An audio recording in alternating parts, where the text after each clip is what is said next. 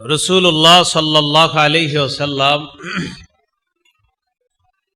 তার সাহাবী আব্দুল্লাহ ইবনে আব্বাস রাদিয়াল্লাহু তাআলা আনহুমাকে একদিন বলেন, ইবনে আব্বাস তিনি বলেন, কুনতু খালফা রাসূলিল্লাহি সাল্লাল্লাহু আলাইহি ওয়াসাল্লাম, আমি রাসূলুল্লাহ সাল্লাল্লাহু আলাইহি সাল্লামের পিছনে ছিলাম। তিরমিজি শরীফের হাদিস, 2516 নম্বর হাদিস। তো ইবনে আব্বাস বলেন, আমি রাসূলুল্লাহ সাল্লাল্লাহু আলাইহি সাল্লামের পিছনে ছিলাম। ফাকালা রাসূলুল্লাহ সাল্লাল্লাহু আলাইহি ওয়াসাল্লাম, নবীজি বললেন, ইয়া গোলাম, হে তরুণ। কি বললেন? হে তরুণ, ইহফাজিল্লাহ ইয়াহফাজকা। হে তরুণ, তুমি আল্লাহর বিধি নিষেধ গুলোর হেফাজত করবে। এর মানে আল্লাহর আদেশ মোতাবেক চলবে, নিষেধ গুলো থেকে বেঁচে থাকবে। ইয়াহফাজকা, বিভিন্ন বিপদ আপদ থেকে আল্লাহ তোমাকে হেফাজত করবে। তাহলে বিপদ আপদ আসার আগে আমরা যেটা বুঝলাম যে আমরা যদি আল্লাহর আদেশ নিষেধ এগুলো মেনে চলি, তাহলে আল্লাহ আমাদেরকে বিপদ আপদ থেকে হেফাজত করবে। এরপরে নবী বলেন, ইহফাজিল্লাহ তাজিদহু তুজাহাক। তুমি আল্লাহর বিধি নিষেধগুলা মেনে চলো, আল্লাহর হুকুম মোতাবেক চলো, নিষেধগুলা থেকে বেঁচে থাকো। বিপদ আপদে আল্লাহকে তুমি সামনে পাবে। বিপদ আপদে তুমি আল্লাহকে সামনে পাবে। এরপরে নবীজি বলেন, ওয়াইদা সালতা ফাসআলিল্লাহ। তুমি যখন কিছু চাওয়ার প্রয়োজন হয় তো আল্লাহর কাছে চাইবে। ওয়াইদা ইসতাআনতা ফাসতাইন বিল্লাহ। কোনো কিছু থেকে যখন তোমার সাহায্য প্রার্থনা করার প্রয়োজন হয় কোনো কিছুর ব্যাপারে, তুমি আল্লাহর কাছেই সাহায্য প্রার্থনা করবে। যা কিছু চাও আল্লাহর কাছে, সাহায্য চাও সেটাও আল্লাহর কাছে। সাথে সাথে নবীজি দামি দুইটা কথা বলছেন, যে কথাগুলো আমাদের সারা জীবন মনে রাখা দরকার। নবীজি বললেন, ইআলাম, আব্দুল্লাহ ইবনে আব্বাসকে বললেন, তুমি জেনে রাখো, লাউ আন্নাল উম্মাতা ইজতামাআত আলা আন ইয়ানফাউকা বিশাই লাম ইয়ানফাউকা ইল্লা বিশাইইন ক্বাদ কাতাবাহুল্লাহু লাক। তুমি জেনে রাখো, সারা পৃথিবীর সবাই মিলে যদি তোমার কোনো উপকার করার চেষ্টা করে, সারা পৃথিবীর সবাই মিলে ততটুকুই উপকার তোমার করতে পারবে যতটুকু আল্লাহ তোমার ভাগ্যে লিখে রেখেছেন। সারা পৃথিবীর সবাই মিলে চেষ্টা করতেছে আপনার উপকার করার, তো সারা পৃথিবীবাসী মিলেও আপনার ততটুকু উপকার করতে পারবে যতটুকু আল্লাহ আপনার ভাগ্যে লিখে রেখেছেন। এটা হলো ইবনে আব্বাসকে নবীজির শেষের দিকে একটা দামি কথা। আরেকটা কথা বললেন, ওয়ালাউ আন্নাহুম ইজতামাউ আলা আন ইয়াদুররুকা বিশাইইন লাম ইয়াদুররুকা ইল্লা বিশাইইন ক্বাদ কাতাবাহুল্লাহু আলাইক। সারা পৃথিবীর সবাই মিলে যদি তোমার ক্ষতি করার চেষ্টা করে, ততটুকু ক্ষতি করতে পারবে যতটুকু তোমার ভাগ্যে ক্ষতি লেখা আছে, এর চেয়ে বেশি ক্ষতি করতে পারবে না। তাহলে দেখুন তো বিষয়গুলো আবার আমরা শুনি। ইবনে আব্বাসকে বললেন, ইন্নী উআল্লিমুকা কালিমাত, তরুণ আমি তোমাকে কিছু কথা শিখিয়ে দিব, কথাগুলা তুমি মনে রাখবা। এক নাম্বার বললেন, তুমি আল্লাহর আদেশ নিষেধগুলা মেনে চলবা, আল্লাহ তোমাকে বিপদ আপদ থেকে হেফাজত করবেন। তুমি আল্লাহর আদেশ নিষেধ মোতাবেক চলবা, আল্লাহকে বিপদ আপদে তুমি সামনে পাইবা। তুমি যদি কিছু চাওয়ার হয় তো আল্লাহর কাছে চাও, কিছু যদি সাহায্য প্রার্থনা করার প্রয়োজন হয় তো আল্লাহর কাছেই সাহায্য প্রার্থনা করো। শেষের দুইটা কথা বড় দামি। সারা পৃথিবীর সবাই মিলেও যদি তোমার উপকার করার চেষ্টা করে, ততটুকু পারবে যতটুকু আল্লাহ চায়, তোমার কপালে লিখে রেখেছেন। সারা পৃথিবীর সবাই মিলে যদি তোমার ক্ষতি করার চেষ্টা করে, ততটুকুই ক্ষতি করতে পারবে যতটুকু আল্লাহ তোমার ভাগ্যে লিপিবদ্ধ করে রেখেছেন। এর চেয়ে বেশি ক্ষতি কেউ চাইলেও তোমার করতে পারবে না। তাহলে এখান থেকে বোঝা যায় বিপদ আপদ আসার আগেই সদা সর্বদা আল্লাহর আদেশ নিষেধ মোতাবেক চলা। বিপদ আপদ আসার আগে বেশি পরিমাণে ইস্তেগফার পড়া বাড়িয়ে দেওয়া। বলেন কি পড়া? ইস্তেগফার। এ সহজ, আস্তাগফিরুল্লাহ আস্তাগফিরুল্লাহ, সহজ না? সূরা আনফাল আল্লাহ পাক রব্বুল আলামিন বলেন, ওয়ামা কানাল্লাহু লিউআযযিবাহুম ওয়া আনতা ফীহিম ওয়ামা কানাল্লাহু মুআযযিবাহুম ওয়া হুম ইস্তাগফিরুন। নবী, আপনি যতক্ষণ তাদের মাঝে আছেন ততক্ষণ আল্লাহ তাদেরকে শাস্তি দিবেন না, আর যতক্ষণ তারা আস্তাগফিরুল্লাহ পড়বে, ইস্তেগফার পাঠ করবে, ততক্ষণ আল্লাহ তাদেরকে শাস্তি দিবেন না। তো আল্লাহ কি বললেন দেখেন, এক, আপনি যতক্ষণ আছেন তাদের মাঝে আল্লাহ তাদেরকে আযাব দিবে না, আর একটা বললেন যতক্ষণ তারা ইস্তেগফার পড়বে, এই ইস্তেগফার পাঠকারী জাতিকে আল্লাহ পাক রব্বুল আলামিন গজব দিবেন না। ক্বালা রাসূলুল্লাহ সাল্লাল্লাহু আলাইহি ওয়াসাল্লাম, মান লাজিমাল ইস্তিগফার জাআলাল্লাহু মিন কুল্লি দীকিন মাখরাজা। রাসূলুল্লাহ সাল্লাল্লাহু আলাইহি সাল্লাম বলেন, কেউ যদি তার জীবনে ইস্তেগফার আবশ্যক করে নেয়, কথার কথা আপনি হাঁটতেছেন ইস্তেগফার পড়েন, আপনি বাসে বসা ইস্তেগফার পড়েন, আপনি রাস্তা দিয়ে মসজিদে যাচ্ছেন তো ইস্তেগফার পড়েন, আপনি দোকানে বসা ইস্তেগফার পড়েন, আপনি সদাই কিনতেছেন আপনার জবানে ইস্তেগফার জারি আছে। মানে নবী বলেন, কেউ যদি তার জীবনে ইস্তেগফার পড়া আবশ্যক করে নেয়, জাআলাল্লাহু মিন কুল্লি দীকিন মাখরাজা, আল্লাহ পাক রব্বুল আলামিন সমস্ত সংকীর্ণতা থেকে তাকে বের হওয়ার রাস্তা বের করে দিবেন। সমস্ত সংকীর্ণতা থেকে উদ্ধারের রাস্তা আল্লাহ তাকে দেখায় দিবেন।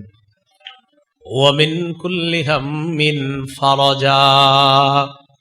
শুধু তাই না, আপনি গত 5 বছর যাবত খুব পেরেশানিতে আছেন, আজকে থেকে শুরু করেন, যারা পেরেশানিতে আছেন আজকে থেকে ইস্তেগফারের আমল শুরু করেন, এই নিয়তে যেন আল্লাহ আপনাকে পেরেশানি থেকে হেফাজত করে।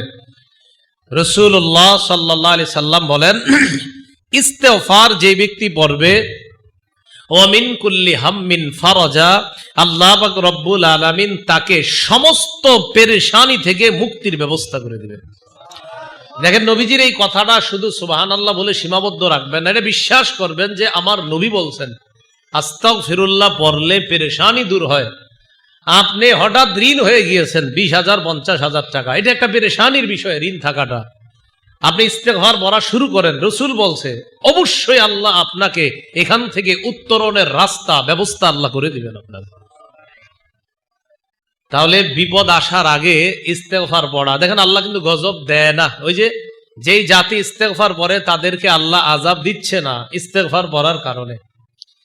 তো এটা হলো বিভিন্ন গজব আযাব আমাদের কাছে আসার আগে করণীয়।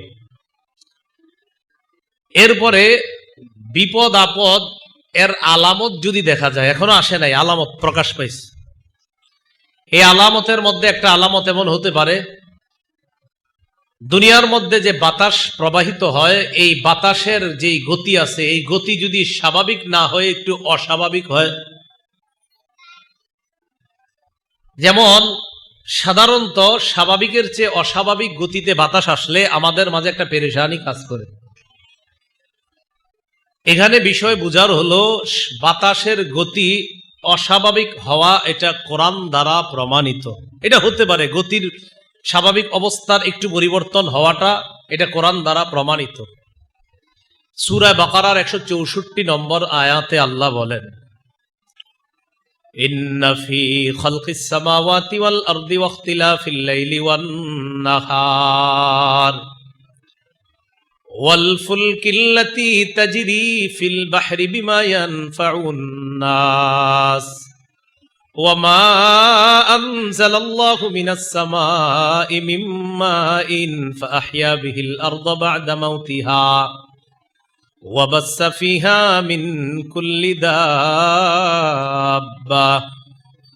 ওয়া তাসরিফির রিয়াহি ওয়াস সাহাবিল মুসাখখারি বাইনাস সামাই ওয়াল আরদ লাআয়াতিল লিকাউমি ইয়াকিলুন। আল্লাহ বলেন, আসমান এবং জমিনের সৃষ্টির মাঝে, রাত এবং দিনের পরিবর্তনে বলেন, রাতের পরে দিন, দিনের পরে রাত, এটা কে ঘটায়? আল্লাহ বলেন, কুল আরাআইতুম ইন জাআলাল্লাহু আলাইকুমুল লাইলা সারমাদান ইলা ইয়াউমিল কিয়ামাতি মান ইলাহুন গায়রুল্লাহ ইয়াতিকুম বিদিয়াইন আফালা তাসমাউন।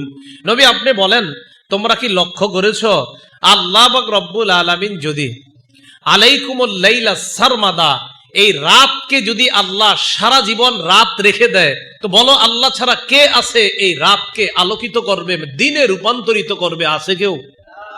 আল্লাহ বলেন, আমি আল্লাহ যদি রাত্রটাকে কিয়ামত পর্যন্ত দীর্ঘায়িত করে দেই, যে এই রাত আর দিন হবে না, তো আল্লাহ বলে, নবী আপনি জিজ্ঞাসা করেন, তাহলে এই রাতকে আলোকিত করার কি কেউ আছে?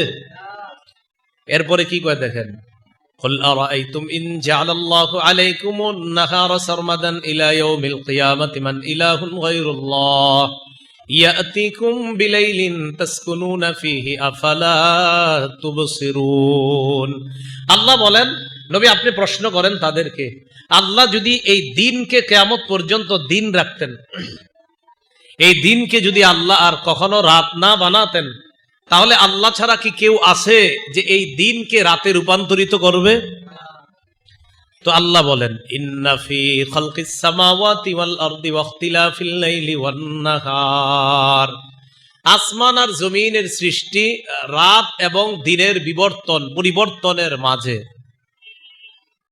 ওয়াল ফুলকিল্লাতি তাজরি ফিল বাহরি বিমা ইয়ানফাউন নাস, ওই জাহাজের মাঝে, ওই শিপের মাঝে, যেই শিপ মানুষের উপকারী জিনিসগুলা নিয়ে সমুদ্রের মাঝখানে চলতে থাকে। আমার আপনার চাউল নিয়ে, পোশাক নিয়ে, জামা কাপড়ের ইত্যাদি বিশাল বড় বড় কাপড়ের বহর নিয়ে শিপগুলা ঘন্টার পর ঘন্টা সমুদ্রে চলতেছে।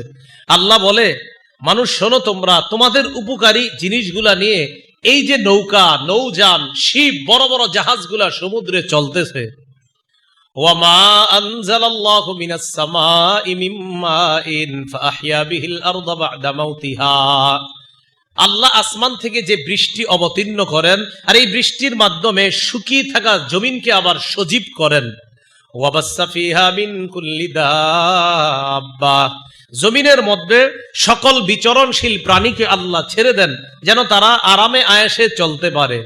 ওয়া তাসরিফির রিয়াহ, বাতাসের পরিবর্তন, বাতাসের গতির পরিবর্তন, এই যে বাতাসের গতির পরিবর্তন, বলেন তো কি? বাতাসের গতির পরিবর্তনের মাঝে, ওয়াস সাহাবিল মুসাখখারি বাইনাস সামাই ওয়াল আরদ, আসমান এবং জমিনের মধ্যখানে অবস্থিত নিয়োজিত আল্লাহর মেঘমালা।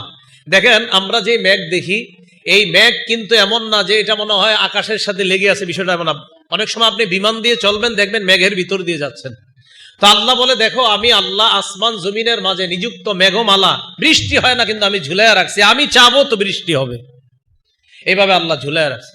তো আল্লাহ বলেন, এই যে বাতাসের পরিবর্তন আর এইভাবে মেঘমালা, লাআয়াতিল লিকাউমি ইয়াকিলুন, এগুলার মাঝে জ্ঞানী সম্প্রদায়ের জন্য নিদর্শন রয়েছে।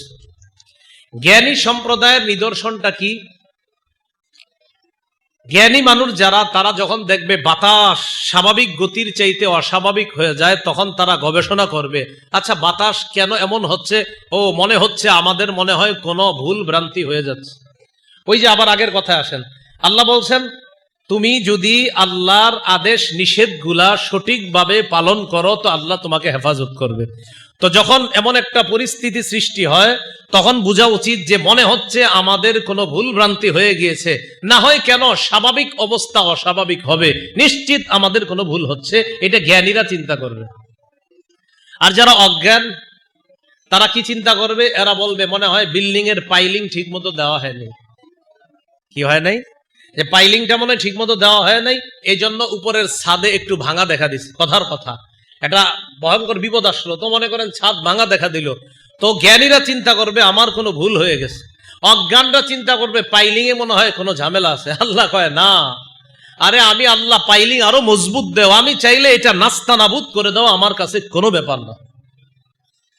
তাহলে বাতাসের গতি পরিবর্তন হওয়া, এটার মধ্যে জ্ঞানীদের জন্য নিদর্শন, চিন্তার খোরাক আল্লাহ রেখে দিয়েছেন। আল্লাহ আমাদেরকে সতর্কতা অবলম্বন করার তৌফিক দান করেন। এখন আসেন, বর্তমান যে পরিস্থিতিটা চলতেছে, এখন কি আবহাওয়া সঠিক থাকবে, না আবহাওয়া মাঝে মাঝেই পরিবর্তন হতে পারে? মাঝে মাঝে কি হতে পারে? পরিবর্তন হতে পারে। সামনে আষাঢ় মাসও আসতেছে। আচ্ছা, আবহাওয়া যদি কখনো পরিবর্তন হয়, আমাদের নবী কি করতেন? আবহাওয়া পরিবর্তন হলে নবীজি কি করতেন? আবহাওয়া পরিবর্তন হলে নবীজি যা করতেন, সহিহ বুখারীর বর্ণনা 3602 নম্বর হাদিস, 3602। এই হাদিসের বর্ণনাকারী আম্মাজান আয়েশা সিদ্দিকা রাদিয়াল্লাহু তাআলা আনহা, তিনি বলেন, কানা রাসূলুল্লাহ সাল্লাল্লাহু আলাইহি ওয়াসাল্লাম ইযা রাআ মাখিলাতান ফিস সামা। রাসূলুল্লাহ সাল্লাল্লাহু আলাইহি সাল্লাম যখন আকাশে মেঘ দেখতেন, কি দেখতেন? বৃষ্টি না, কিন্তু মেঘ, মানে এখনো হয় নাই। তো দেখবেন এরকম হতে পারে, একটু পরে দেখবেন আকাশ মেঘাচ্ছন্ন হয়ে গেছে, হয়ে যাবে এরকম। নবীজি যখন এরকম মেঘ দেখতেন আকাশ, আকবালা ওয়া আদবারা ওয়া দাখালা ওয়া খারাজা, মেঘ দেখলেই নবীজি সাল্লাল্লাহু আলাইহি সাল্লাম একবার সামনে যাইতেন, একবার পিছনে আসতেন, একবার ঘরে ঢুকতেন, আবার ঘর থেকে বের হইতেন, পেরেশান, শুধু মেঘ দেখছে। আম্মা জান আয়েশা সিদ্দিকা রাদিয়াল্লাহু তাআলা আনহা বলেন, আমি বিষয়টা ঘর থেকে ভালোভাবে লক্ষ্য করতেছি, আচ্ছা এমন করে কেন নবীজি? মেঘ দেখছে, একবার সামনে যায়, একবার পিছনে আসে, একবার ঘরে যায়, একবার ঘর থেকে বের হয়, পেরেশান, আরে সমস্যা কোথায়? ফাইদা আমতারাতিস সামা সুররিয়া আন, যখন নবী দেখতেন ওই মেঘ থেকে বৃষ্টি পড়ে, তখন নবীজির চেহারা মোবারক থেকে পেরেশানির ছাপ চলে যেত, নবী তখন খুশি হয়ে যেতেন। তো আম্মাজান চিন্তা করছে নবীজির একটু প্রশ্ন করা দরকার, যে আপনি এমন করেন কেন? বুখারীতে এতটুকু আসছে যতটুকু শোনাইলাম, সহিহ ইবনে হিব্বানে আর একটু বাড়তি অংশ আছে। আম্মাজান আয়েশা সিদ্দিকা প্রশ্ন করলেন, ইয়া রাসূলুল্লাহ, মেঘ দেখলে আপনি এমন করেন কেন? নবীজি জবাব দিলেন, আয়েশা, খাশিতু আইয়াকুনা আযাবান সুল্লিতা আলা উম্মতি। আয়েশা, আমার আশঙ্কা হয় মেঘ যখন দেখি, না জানি এই মেঘের মধ্যে কোনো গজব আছে কিনা, আর ওই গজব আমার উম্মতের উপর চাপিয়ে দেওয়া হয় কিনা, এই টেনশনে একবার সামনে যাই, একবার পিছনে আসি, একবার ঘরে যাই, একবার ঘর থেকে বের হই, মেঘ থেকে বৃষ্টি না আসা পর্যন্ত আমার টেনশন কাটে না। যখন আয়েশা বৃষ্টি আসে, তখন আমি বুঝি এটা গজব না, হাদিহি রাহমা, এটা আমার উম্মতের জন্য রহমত। বৃষ্টি হওয়ার আগ পর্যন্ত টেনশন মুক্ত হতেন না নবীজি। তো আবহাওয়া পরিবর্তনে আমাদের নবীজির এই হালাত হতো। রাসূলুল্লাহ সাল্লাল্লাহু আলাইহি সাল্লাম যখন দেখতেন আবহাওয়া পরিবর্তনের পাশাপাশি প্রচন্ড ঝড় বাতাস, এরকম হয়নি? আচ্ছা, এই অবস্থায় নবীজির কি অবস্থা হতো, কেমন পেরেশানি হইতো? আবু দাউদ শরীফ হাদিসের কিতাব 5098 নম্বর হাদিসের বর্ণনা, এটার বর্ণনাকারীও আম্মাজান আয়েশা সিদ্দিকা রাদিয়াল্লাহু তাআলা আনহা, তিনি বলেন, মা রাআইতু রাসূলুল্লাহ সাল্লাল্লাহু আলাইহি ওয়াসাল্লাম কত্তু মুস্তাজমিআন দাহিকান হাত্তা আরা মিনহু লাহওয়াতিহি। আম্মাজান আয়েশা সিদ্দিকা রাদিয়াল্লাহু তাআলা আনহা বলেন, আমি রাসূলুল্লাহ সাল্লাল্লাহু আলাইহি সাল্লামকে কখনো মুখ খুলে এমন ভাবে অট্ট হাসি হাসতে দেখি নাই যে নবীজির মুখের ভিতরের আলা জিহ্বাটা দেখা গেছে, এমন ভাবে কখনো হাসতে দেখি নাই। হাসছে, নবীজি হাসছেন, কিন্তু এতটা হাসতে দেখি নাই যে ভিতরের আলা জিহ্বা যেটা, এটা দেখা গেছে, এমন ভাবে হাসতে দেখি নাই। ইন্নামা কানা ইয়াবতাসিমু, রাসূলুল্লাহ সাল্লাল্লাহু আলাইহি সাল্লাম মুস্কি হাসতেন। সুবহানাল্লাহ, পারলে এই গুণটা অর্জন করেন যে সব সময় মুখে একটা মুস্কি হাসি লেগে থাকা। রাসূলুল্লাহ সাল্লাল্লাহু আলাইহি সাল্লাম মুস্কি হাসতেন। নবীজির একজন সাহাবী ছিলেন, নাম জারীর। কি নাম? এই জারীর রাদিয়াল্লাহু তাআলা আনহুর বর্ণনা, তিনি বলেন, মা রাআনি রাসূলুল্লাহ সাল্লাল্লাহু আলাইহি ওয়াসাল্লাম, নবীজি সাল্লাল্লাহু আলাইহি সাল্লাম আমার দিকে জীবনে যতবার তাকিয়েছে, আমি ততবার দেখেছি নবী আমার দিকে যতবার তাকাইছে, ততবারই দেখছি নবীর মুখে একটা সুন্দর হাসি লেগে আছে। মাঝে মাঝে কিন্তু নবীজি রাগ হইতেন, চেহারা বড় লাল হয়ে যায়। কিন্তু এই সাহাবী বলে, যে আমি কখনো দেখি নাই আমার দিকে রাগ হইয়া তাকাইছে, যতবার তাকাইছে ততবার একটা হাসি দিস। রাসূলুল্লাহ সাল্লাল্লাহু আলাইহি সাল্লামের ব্যাপারে আম্মাজান আয়েশা সিদ্দিকা বলেন, এতটা মুখ খুলে হাসতে কখনো দেখি নাই যে ভিতরের আলা জিহ্বাটা কখনো দেখা গেছে। তো আম্মাজান আয়েশা সিদ্দিকা রাদিয়াল্লাহু তাআলা আনহা বলেন, কানান নবী সাল্লাল্লাহু আলাইহি ওয়াসাল্লাম ইযা রাআ গায়মান আও রিহান ফিস সামা, রাসূলুল্লাহ সাল্লাল্লাহু আলাইহি সাল্লাম ইযা রাআ গায়মান আও রিহান, যখন নবীজি মেঘ দেখতেন অথবা প্রচন্ড গতিতে বাতাস দেখতেন, মেঘ অথবা বাতাস। আমরা তো জোরে বাতাস আসলে দৌড়াদৌড়ি করি ছাদে রাস্তায়, খুশি হই, ঠিক না? নবীজি যখন প্রচন্ড বাতাস দেখতেন আর মেঘ দেখতেন, উরিফা যালিকা ফি ওয়াজহিহি, আল্লাহ নবীর চেহারা মুবারকটা পরিবর্তন হয়ে যেত, চেহারার মধ্যে পেরেশানির ছাপ দেখা যাইত। আম্মাজান আয়েশা সিদ্দিকা রাদিয়াল্লাহু তাআলা আনহা বলেন, ইয়া রাসূলুল্লাহ আন-নাসু ইযা রাআউল গায়মা ফারিহু রাজা আন ইয়াকুনা ফীহিল মাতার। ইয়া রাসূলুল্লাহ, মানুষ যখন মেঘ দেখে তখন মেঘ দেখা খুশি হয় এই কারণে যে একটু পরে এই মেঘ থেকে বৃষ্টি আসবে, মানুষ খুশি হয়।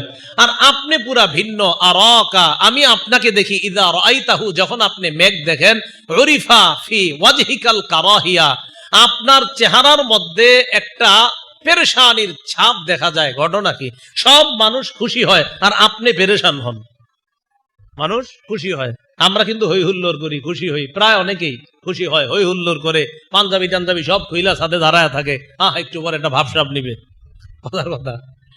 আম্মাজান আয়েশা সিদ্দিকা রাদিয়াল্লাহু তাআলা আনহা বলেন, সবাই মেঘ দেখলে খুশি হয় যে একটু পরে বৃষ্টি হবে, আর আপনি মেঘ দেখলে আপনার চেহারা মুবারক এমন হয় কেন?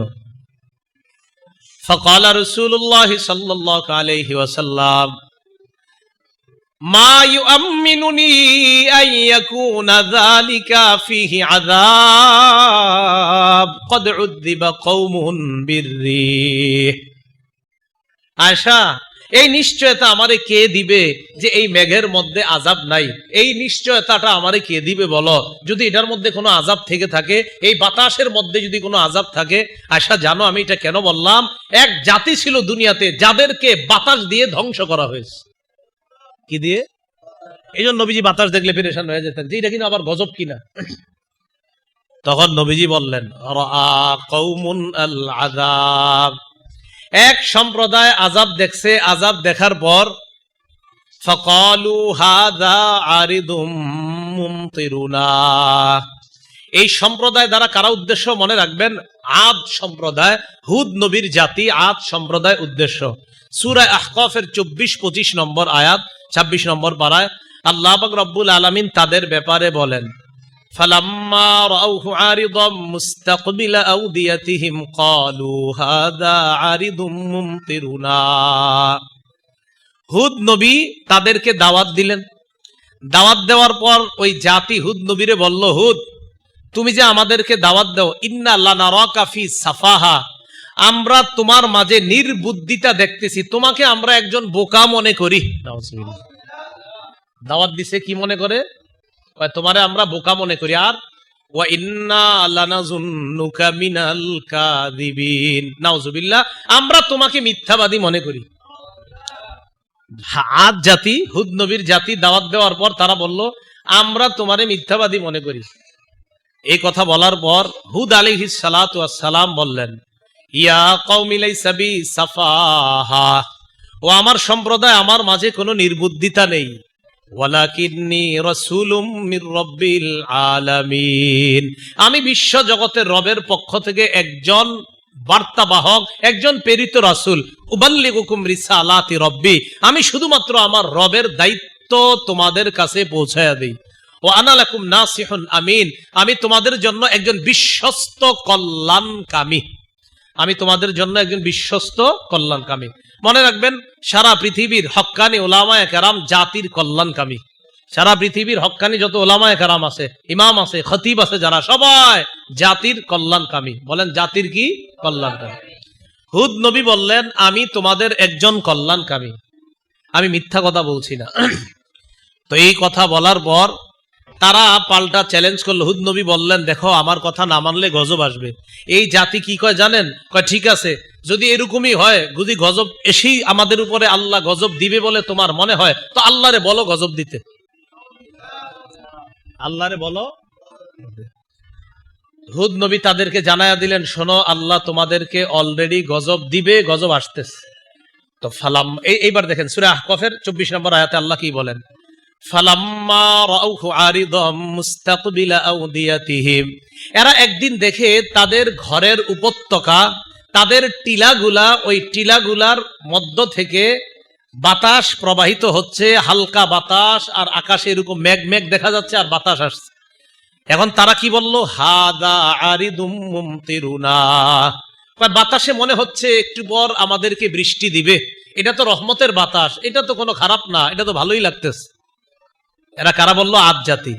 হুদ নবী তাদেরকে বললেন, বাল হুয়া মাস্তাজালতুম বিহি, এটা বাতাস না গজব, একটু পরে বুঝবা। এটা হলো সেই গজব, যে গজব তোমরা ত্বরান্বিত করেছো, যেটা তোমরা চেয়েছো দ্রুত। রিহুন ফিহা আযাবুন আলীম, এটা এমন বাতাস, যে বাতাসের মধ্যে যন্ত্রণাদায়ক শাস্তি আছে। নাউজুবিল্লাহ। তাহলে দেখেন আয়াতে কি আসলো? বাতাসে যন্ত্রণাদায়ক শাস্তি। এই কথা বলার পর জানায়া দিলেন, তুদাম্মিরু কুল্লা শাইইন বিআমরি রাব্বিহা, আল্লাহর হুকুমে এই বাতাস সবকিছুকে ধ্বংস করে দিবে। ফাসবাহু লা ইউরা ইল্লা মাসাকিনুহুম, ফলে তারা এমন হয়ে গেল যে তাদের ঘর বাড়িগুলা ছাড়া আর কিছুই দেখা যাচ্ছে না, সবাইরে ধ্বংস করে দিছে। কারা? যারা ছিল এমন জাতি, পৃথিবীর সবচেয়ে শক্তিশালী জাতি ছিল এই হুদ নবীর জাতি, আদ সম্প্রদায়, যাদের ব্যাপারে আল্লাহ বলেন, আল্লাতী লাম ইউখলাক মিসলুহা ফিল বিলাদ, যাদের মতো এমন জাতি পৃথিবীতে আর বানানোই হয় নাই, এত শক্তিশালী জাতি ছিল। জানেন এরা শক্তি সঞ্চয় করার পর কি কয়? এরা বলে, মান আসাদ্দু মিন্না কুওয়া, আমাদের চেয়ে বেশি শক্তিশালী আবার কে আছে? আল্লাহ জবাব দেয়, আওয়ালাম ইয়ারাউ আন্নাল্লাহাল্লাযী হুয়া খালাকাহুম হুয়া আসাদ্দু মিনহুম কুওয়া, আওয়ালাম ইয়ারাউ, তারা কি দেখে না? আন্নাল্লাহাল্লাযী খালাকাহুম, আরে যেই আল্লাহ তাদেরকে এমন শক্তিশালী বানিয়েছে, হুয়া আসাদ্দু মিনহুম কুওয়া, ওই আল্লাহ তো তাদের চেয়ে কোটি গুণ বেশি শক্তিশালী। এরা কি কয়? আমাদের চেয়ে শক্তিশালী আবার কে আছে? আর আল্লাহ যদি গজব দিতে হয়, হুদ নবীরে কইতাছে, তো আল্লাহরে বলো গজব দিতে, সমস্যা নেই। তা আল্লাহ কি বলে দেখেন, সাখখারাহা আলাইহিম সাবআ লায়ালিন ওয়া সামানিয়াতা আইয়াম, বিরামহীন ভাবে 7 রাত 8 দিন এই বাতাস তাদের উপর প্রবাহিত হয়েছে। 2-4 মিনিটের ঘূর্ণিঝড়ে আমাদের দুনিয়া আল্লাহ কি বিভিন্ন এলাকা লন্ড বন্ড করে দেয় 2-4 মিনিট 5 মিনিটে। তো 7 রাত 8 দিনের ঘূর্ণিঝড়, ভয়ঙ্কর বাতাসের অবস্থাটা কেমন ছিল একটু ভাবেন। টানা 7 রাত 8 দিন। আমাদের কি টানা 7 রাত 8 দিন ছিল কখনো? সামান্য একটু হয়, পুরো এলাকা তছনছ। তাহলে নবীজি বাতাস দেখলে এই জন্য পেরেশান হইতেন। তো আম্মাজান আয়েশাকে বলে, আয়েশা তুমি কি জানো এক জাতিরে আল্লাহ বাতাস দিয়ে ধ্বংস করছে, তাই বাতাস দেখলে আমার পেরেশানির শেষ থাকে না। তাহলে কি বুঝলাম?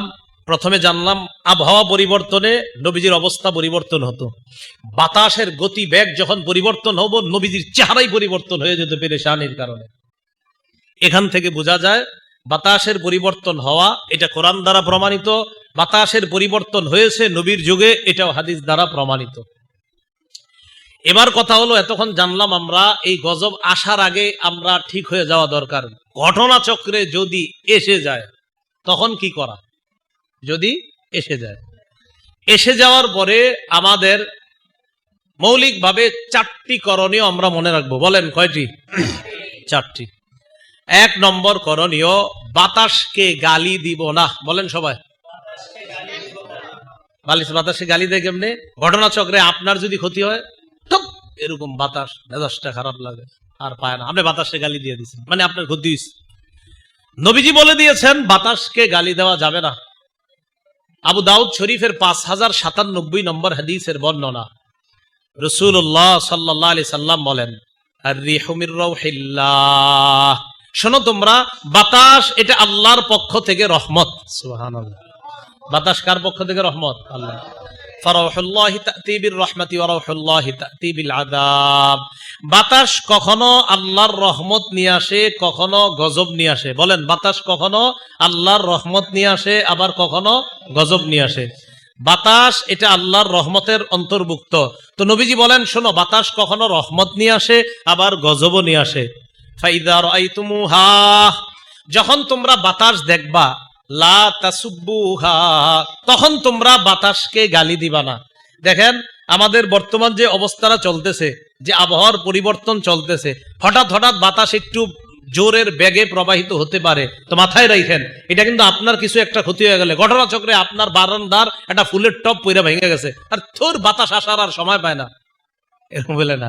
নবীজি বলছেন, লা তাসুব্বুহা, বাতাসকে গালি দিও না। তাহলে কি করব?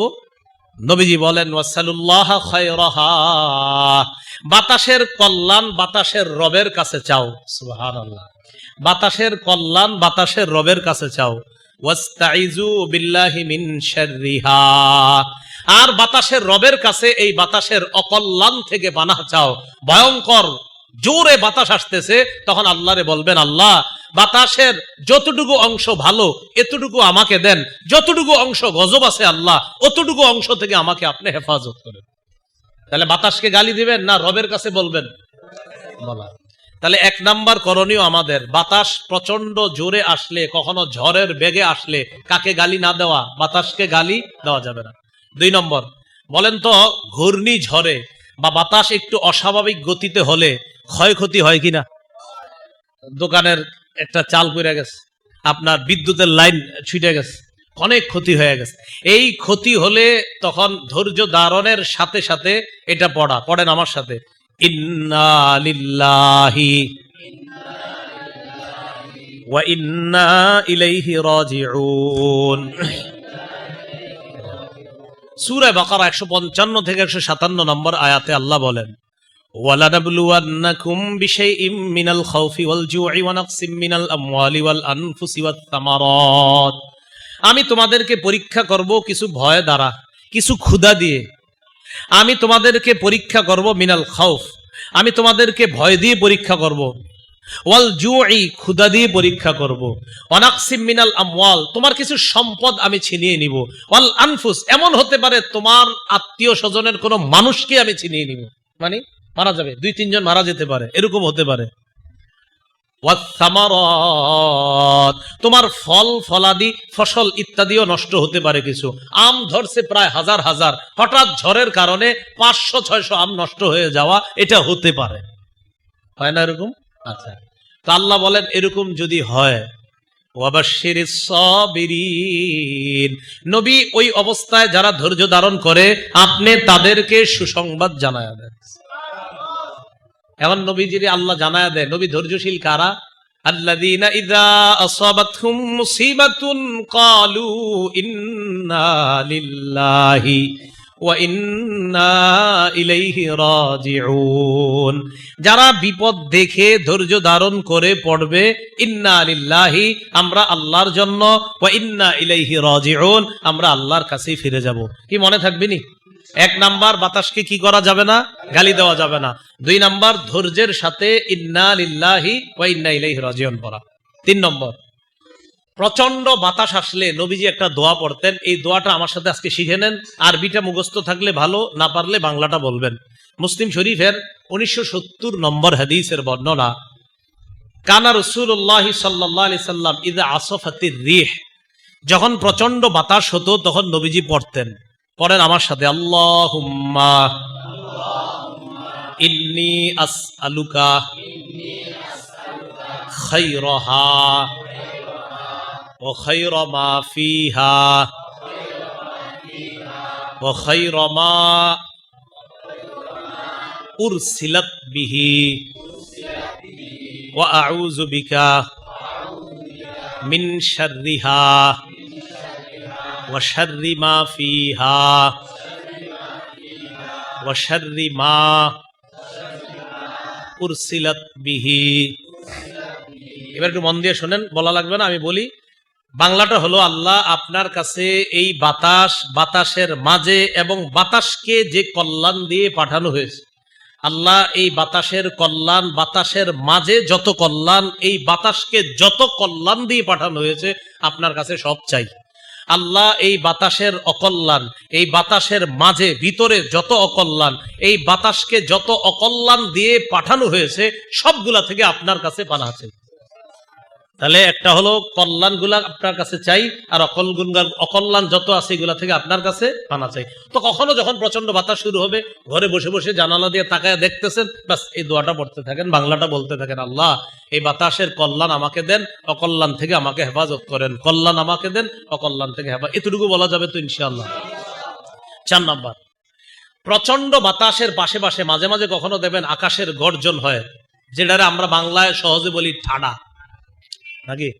হ্যাঁ, ঠাডা এই জাতীয় কিছু একটা আর কি।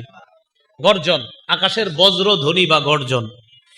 এই গর্জন বা বজ্র ধ্বনি যদি হয় তখন কি করবেন? তিরমিজি শরীফের 3450 নম্বর হাদিস, 3450, এই হাদিসের মধ্যে আসছে আব্দুল্লাহ ইবনে ওমর রাদিয়াল্লাহু তাআলা আনহুমার বর্ণনা। তিনি বলেন, কানা রাসূলুল্লাহ সাল্লাল্লাহু আলাইহি ওয়াসাল্লাম ইযা সামিআ সাওতার রাদি ওয়াস সাওয়াঈক قال اللهم لا تقتلنا بغضبك ولا تهلكنا بعذابك وعافنا قبل ذلك। নবীজি যখন বজ্রধ্বনি শুনতেন অথবা আকাশের গর্জন শুনতেন তখন বলতেন, বলেন আমার সাথে, আল্লাহুম্মা লা তাকতুলনা বিগদবিকা ওয়ালা তুহলিকনা বিআযাবিকা ওয়াআফিনা ক্বাবলা যালিকা। বাংলাটা সহজ, এবার বলবেন, আল্লাহ আপনি আমাদেরকে আপনার গজব দিয়ে শেষ করে দিয়েন না, আল্লাহ আপনি আমাদেরকে আপনার আযাব দিয়ে ধ্বংস করে দিয়েন না, আল্লাহ এই গজব আর আযাবের আগেই আমাদেরকে আপনি উদ্ধার করে নেন। সুন্দর না দোয়াটা? এই জন্য আমরা ঝড় বৃষ্টি, আকাশের গর্জন, বজ্রধ্বনি শুনলে ফেসবুকে ছবি দেওয়ার জন্য ছবি তোলার হুড়োহুড়ি না করে দোয়াগুলি পড়া। কি করা? দোয়াগুলো পড়া। সবাই তখন টেনশন করে যে এইখানে একটা ছবি তোলা দরকার, ছবি তুলে পরের দিন দিবে, গুধুলি লগনে সমুদ্র সৈকত ইত্যাদি খুব সুন্দর সুন্দর কিছু বাংলা লিখবে, লেখা ফেসবুকে দিবে যে নো ক্যাপশন ইত্যাদি ইত্যাদি লিখবে আর কি। তো এগুলা না করে আপনার এই মুহূর্তগুলোতে আপনার সুন্দর সুন্দর দোয়াগুলা পড়া। আল্লাহ আমাদের সকলকে এই আবহাওয়া পরিবর্তনের অবস্থা নিয়ে যে কথাগুলো আমরা জানলাম, শুনলাম, বললাম, মাদ্রাসাতুর রহমান এই মাদ্রাসার পক্ষ থেকে যে অনুষ্ঠানের আয়োজন করা হয়েছে, আমি আশা করি অনুষ্ঠানের মাধ্যমে আমরা অনেক গুরুত্বপূর্ণ কিছু কথা জানতে পারলাম। এই গুরুত্বপূর্ণ কথাগুলো শুধু নিজেরাই আমল করবে এমন না, অন্যদেরকে যতটুকু এখান থেকে মনে রাখতে পারি ততটুকু অন্যের কাছে পৌঁছে দেওয়া। এই মাদ্রাসার জন্য আমরা সবাই দোয়া করব। মাদ্রাসার সবচেয়ে উপকার, এই মাদ্রাসার সবচেয়ে উপকার হয়, যে কোনো মাদ্রাসার সবচেয়ে উপকার হয় ওই মাদ্রাসায় ছাত্রছাত্রী দেওয়া। এটা হলো মাদ্রাসার উপকার, এটাই বাস। আপনাদের কাছে আবদার থাকবে, যিনি আয়োজন করেছে মাহফিলের উনি তো আত্মীয় লাগে, এই জন্য আত্মীয় হিসাবে বলছি। তো বলতে পারেন আত্মীয়র মাদ্রাসা, এই জন্য আছে গেছে আত্মীয় না, অন্যভাবে বলি, যার মাদ্রাসা ওনার মাদ্রাসাতে আপনারা ছাত্রছাত্রী দিবেন, এটা হবে সবচেয়ে বড় সহযোগিতা। আল্লাহ পাক রব্বুল আলামিন আমাদের সকলকে মাদ্রাসার জন্য দোয়া করব। মাদ্রাসার উদ্দেশ্য, নিয়ত যেন হয় একমাত্র আল্লাহকে খুশি করার জন্য। এখান থেকে এমন কিছু মানুষ যেন তৈরি হয় যে মানুষগুলা আসলেই বাস্তবিক আদর্শ মানুষ হিসাবে সমাজে প্রতিষ্ঠিত হতে পারে, বাস এমন মানুষ যেন এখান থেকে তৈরি হয়। আল্লাহ তৌফিক দান করেন। আমিন। ওয়া আখিরু দাওয়ানা আনিল হামদুলিল্লাহি রাব্বিল আলামিন। اللهم صل على محمد وعلى آل محمد كما صليت على إبراهيم وعلى آل إبراهيم إنك حميد مجيد. الحمد لله رب العالمين والعاقبة للمتقين والصلاة والسلام على سيد الأنبياء المرسلين وعلى آله وأصحابه أجمعين. ربنا ظلمنا أنفسنا وإن لم تغفر لنا وترحمنا لنكونن من الخاسرين. رب ارحمهما كما ربياني صغيرا. মাবুদ মেহেরবান মাওলা, আল্লাহ আমাদেরকে আপনি মাফ করে দেন। আল্লাহ এই আয়োজনকে আপনি কবুল করে নেন।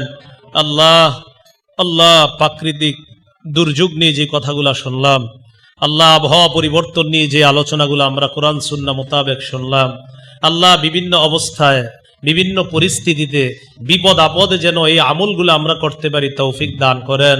আল্লাহ মাদ্রাসাতুর রহমান এই মাদ্রাসাকে আপনি কবুল করে নেন। মাবুদ মেহেরবান মাওলা, যারা অসুস্থ সকলকে সুস্থ বানায়া দেন। আল্লাহ যারা ঋণী ঋণ পরিশোধের ব্যবস্থা করে দেন, যারা অভাবী অভাব দূর করে দেন। আল্লাহ মেহেরবানি করে এলাকার আইম্মা মাসাজিদ খোতাবায়ে মাসাজিদ, মুহতামিমিনে মাদারিস সকলকে আপনি কবুল করে নেন। এই মাদ্রাসা সহ পৃথিবীর সকল মাদারিসগুলোকে আপনি কবুল করে নেন। আল্লাহ, ছাত্র ছাত্রী যারা আছে এখানে আল্লাহ সকলকে কবুল করে নেন। আল্লাহ, তাদের গার্জিয়ান যারা, বাবা মা, আত্মীয় স্বজন সকলকে আপনি কবুল করে নেন। আমাদের মধ্যে যাদের আত্মীয় স্বজন কবরে আছে তাদের কবরগুলা জান্নাতের বাগান বানায়া দেন। আল্লাহ, যারা অসুস্থ সকলকে সুস্থ বানায়া দেন। আল্লাহ, আমাদেরকে পাঁচ ওয়াক্ত নামাজি বানায়া দেন। মাবুদ, এই জায়গায় নাবালেক বাচ্চারা হাত তুলছে মাওলা, আল্লাহ এদের তো কোনো গুনাহ নাই। আল্লাহ, তাদের হাতের গুলো অনেক নিষ্পাপ হাত আমাদের সাথে হাত তুলছে মাওলা, তাদের কারণে আমাদের দোয়াগুলো আপনি কবুল করে নেন। আল্লাহ, মেহেরবানি করে প্রত্যেকের মনের নেক আশাগুলো আপনি পুরা করেন। আল্লাহ, আমার আগে গুরুত্বপূর্ণ আলোচনা যারা পেশ করেছে আল্লাহ, নিঃসন্দেহে আমার চেয়ে অনেক দামি দামি কথা বলছে মাওলা। আমি তো ভাঙা গলায় কিছু ভুল ভাল মিলিয়ে কিছু কথা বলছি মাওলা। আল্লাহ, ভুলগুলো আপনি মাফ করে দিয়ে যতগুলা সঠিক কথা মুখ থেকে বের হয়েছে আল্লাহ, এই কথাগুলোর উপর যেন সবাই আমল করতে পারি তৌফিক দান করেন। আল্লাহ, আমাদেরকে আপনি মাফ করে দেন। আল্লাহ, আমাদেরকে আপনি মাফ করে দেন। আল্লাহ, আমাদেরকে আপনি মাফ করে দেন। যেদিন মারা যাব ইমানের সহিত যেন দুনিয়া থেকে বিদায় নিতে পারি তৌফিক দান করেন। আল্লাহ, ইমানের উপর, ইসলামের উপর, তাওহীদের উপর, হেদায়েতের উপর অবিচল থাকার তৌফিক দান করেন। আল্লাহুম্মা ইন্না নাউযু বিকা মিন জাহদিল বালা ওয়া দারকিশ শাকা ওয়া সুইল কাযা ওয়া শামাতাতিল আ'দা। রব্বানা তাকাব্বাল মিন্না ইন্নাকা আনতাস সামিউল আলিম ওয়া তুব আলাইনা ইন্নাকা আনতাত তাওয়াবুর রহিম। ওয়া সাল্লাল্লাহু তাআলা আলা খাইরি খালকিহি মুহাম্মদ ওয়া আলা আলিহি ওয়া আসহাবিহি আজমাইন। সুবহান রাব্বিকা রাব্বিল ইজ্জাতি আম্মা ইয়াসিফুন, সালামুন আলাল মুরসালিন, আলহামদুলিল্লাহি রাব্বিল আলামিন। আসসালামু আলাইকুম।